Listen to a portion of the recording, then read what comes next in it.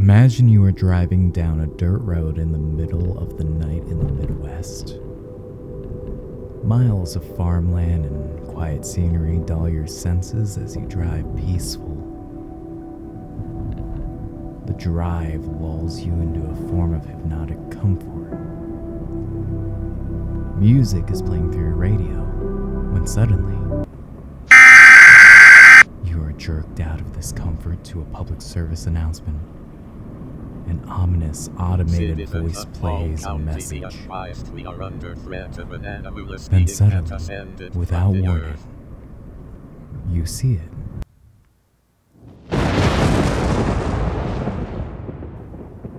Something unearthly awaits you.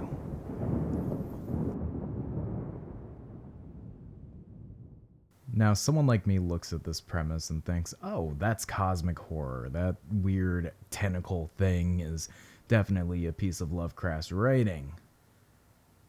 But now if I told you it was recorded on a Sony Betamax BMC 110 camcorder set in 1983 with the beautiful hiss of VHS tapes. Now, let's say you found it at a yard sale, or maybe, just maybe, it's a public broadcast announcement that was played in a small town, population 130. Now that, my friends, that is analog horror. So I just want to give a formal hello. Hi everyone, welcome to Beholder Media. Thank you for stopping by. Thank you for listening to me ramble for God knows how long this is going to take. Appreciate it. Now, I want to start this off by saying I am a big fan of cosmic horror.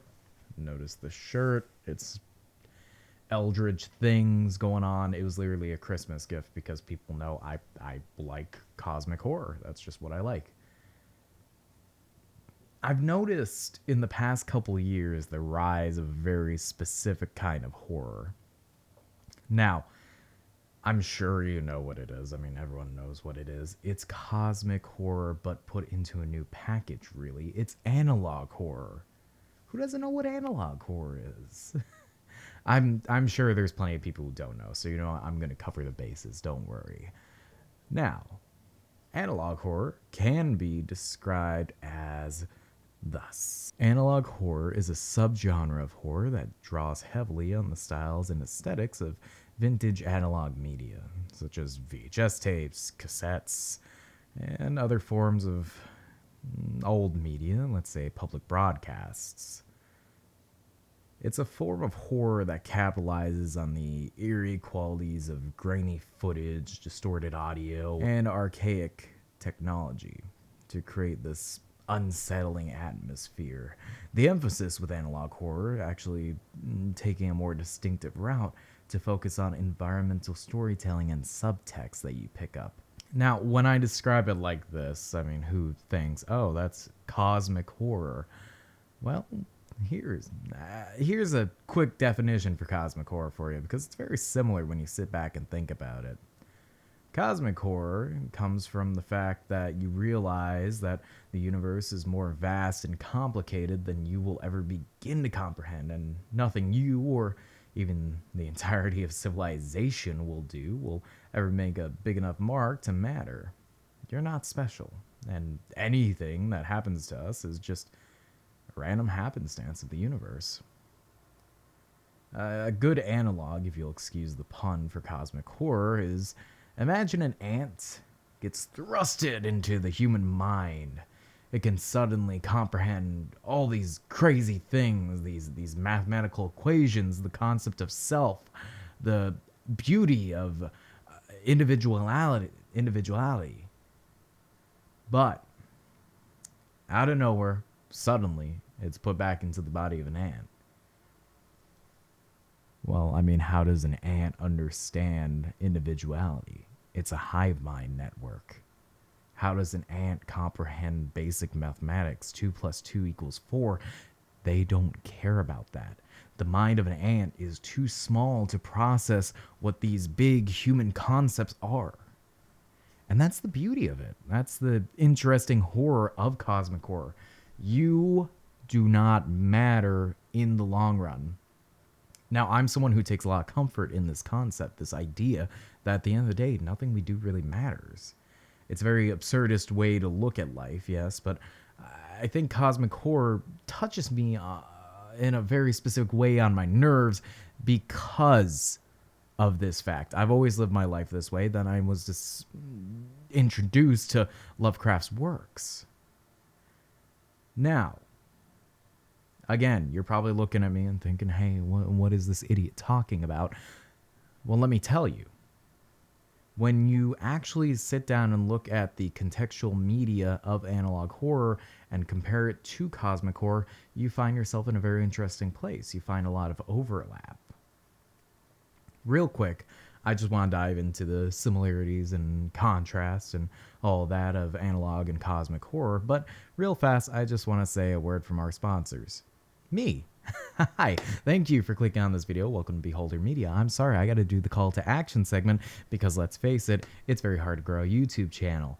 I'm just kind of doing this as a side fun project. I like to talk about this kind of stuff, and no one wants to hear me ramble for hours. So, if you want to hear me ramble for a bit and think that what I have to say is interesting in regards to cosmic horror, analog horror, different kinds of horror, even liminal horror, because I got a Minecraft video that I want to do about liminal horror, feel free to stick around, like and sub. Now, let's get this out of the way and just jump right back into the spooks. Now, to give you a proper talk about cosmic horror and analog horror, I got to talk about some comparison, contrast, all that good stuff when it comes to the genre. Now, if we look at something like H.P. Lovecraft's Call of Cthulhu, it's a classic example of cosmic horror. It's about a man who uncovers a terrifying secret that suggests humanity is at the mercy of ancient, powerful beings far beyond our comprehension. The story embodies the essence of cosmic horror. It is why the Cthulhu mythos is called the Cthulhu mythos. Let's sit back and contrast it.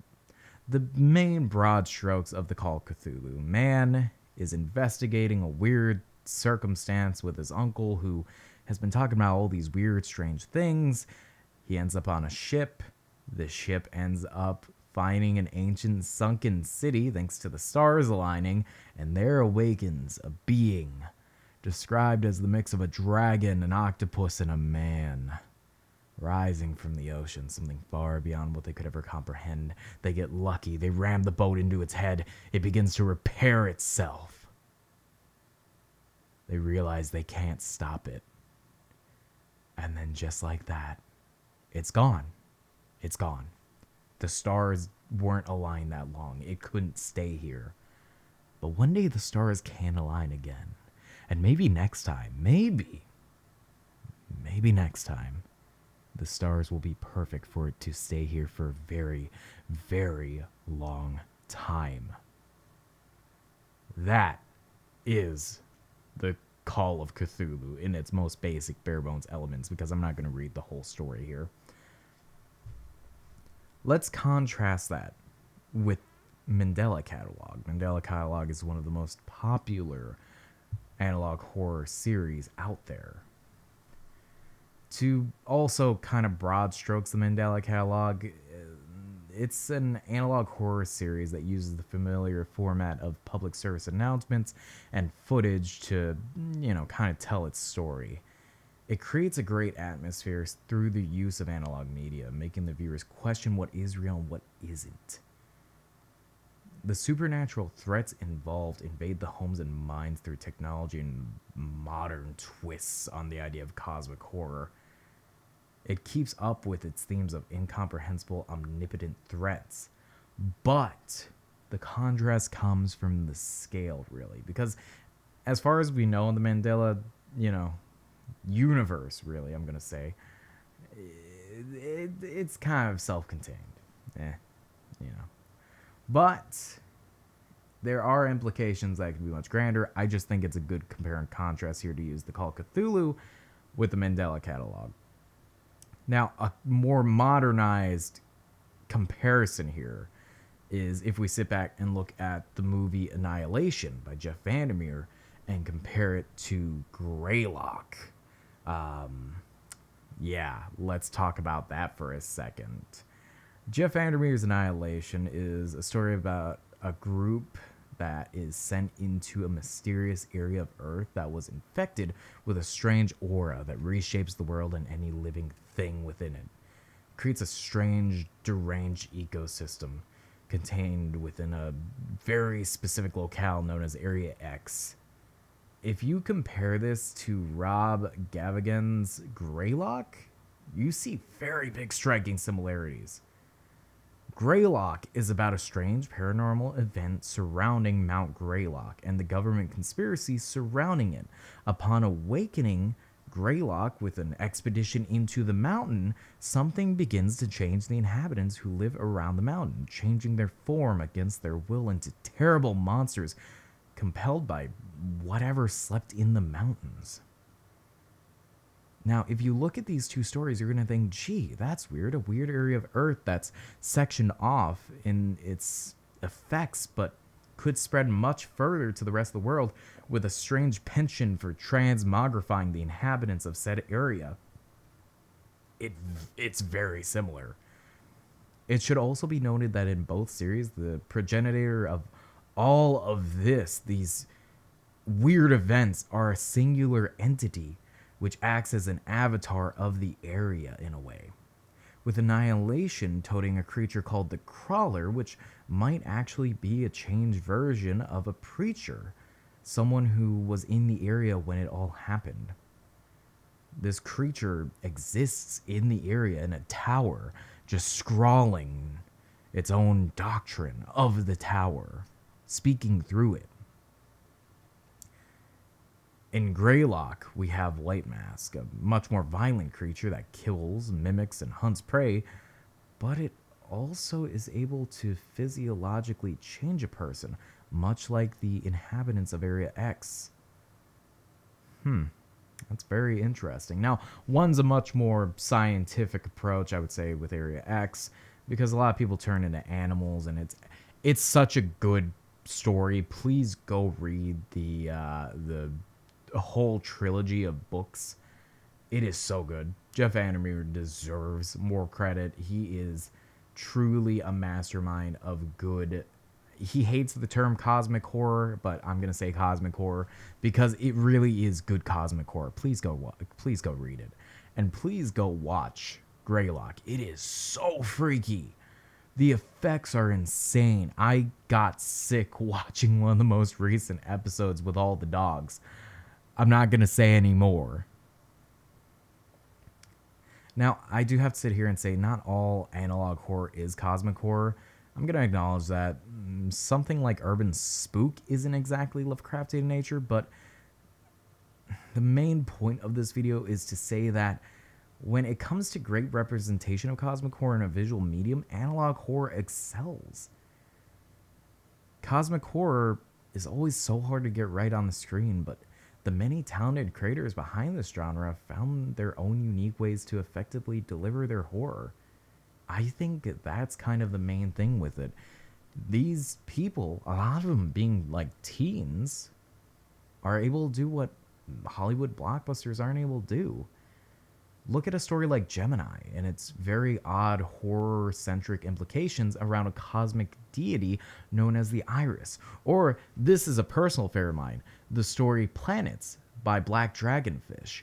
That is such a good story, let me tell you. It's not even just cosmic horror, it's just cosmically centered, based around planets having their own personalities, their own ideas. It's so interesting. It's actually one of the coolest stories in a while I've just seen. Or if you look at Midwest Angelica, I know that's based on Evangelion, but Evangelion's kind of inspired by Lovecraftian cosmic horror in a way when you really look at the angels and the conceptual ideas. Very similar. If you look at the main antagonists of Midwest Angelica and compare it to a Lovecraftian entity, yeah, that's a tentacle monster. Now, I just want to conclude this God knows how long video by saying I think analog horror is truly the new progenitor of cosmic horror. It is the genre made visible because cosmic horror thrived in the written form and even the audio form. I will get into cosmic horror and audio dramas in another video because, my God, I have so much to say about that. But I just want to say that in the visual sense, analog horror is truly the grandson of cosmic horror. It tells the same stories that Lovecraft was trying to in its own special way without, including all the racist bits that no one really likes to talk about. We're just going to say it right here. Screw Lovecraft. I do not condone anything he wrote when it came to that.